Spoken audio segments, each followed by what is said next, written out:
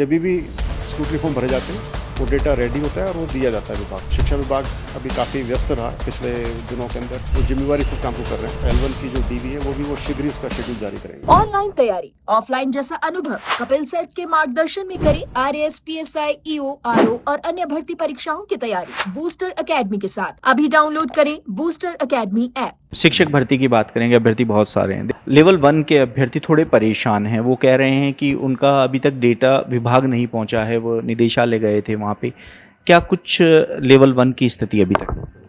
देखिए, जहाँ तक डेटा का सवाल है किसी भी भर्ती का, शिक्षा L1 भर्ती की बात नहीं कर रहा मैं, सब भर्ती का जैसे स्क्रूटनी फॉर्म भर देते हैं डेटा हमारे पास रेडी होता है और संबंधित विभाग उसको कलेक्ट कर लेते हैं। तो इसमें डेटा भेजने का और कलेक्ट करने का और इस करने का कोई इशू नहीं है। ये विभाग का और हमारा आपसी मामला होता है। पत्राचार कहाँ पर है, किसने कौन सी फाइल पढ़ी, कौन सी फाइल गई, कौन सी नहीं गई, इसके बारे में हम डिटेल्स नहीं बता सकते। लेकिन ये बहुत नॉर्मल सी बात है कि हर भर्ती में जब भी स्क्रूटनी फॉर्म भरे जाते हैं वो डेटा रेडी होता है और वो दिया जाता है विभाग को। तो उसकी वजह से कोई डिले नहीं है।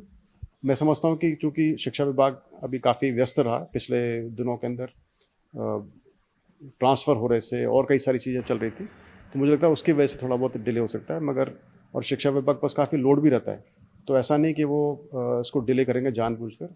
उन्होंने चतुर्थ श्रेणी की जो भर्ती की डीवी थी बहुत ही टाइम कम समय में उन्होंने पूरी की। तो ये दर्शाता है कि वो उनका पूरा वो जिम्मेवारी से इस काम को कर रहे हैं।